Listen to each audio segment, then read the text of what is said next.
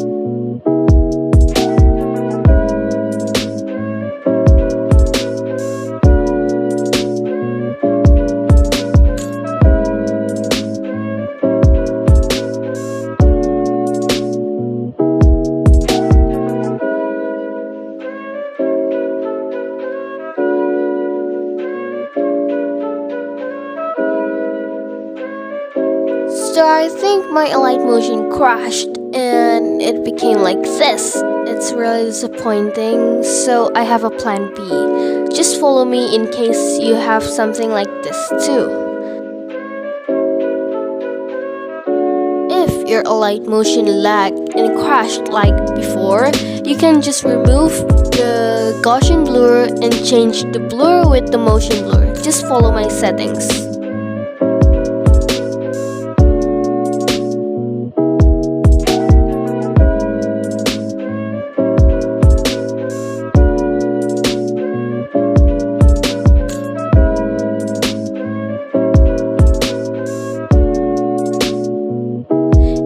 Finally, the result is out, and as you see, it's not that disappointing anymore because it didn't lag, of course. And thank you so much for everybody who stayed and watched till the end of the video. I hope everybody have a really great day. Don't forget to like, comment, share, and subscribe, and turn on the notification button so you won't leave any of my tutorials. Thank you and God bless you.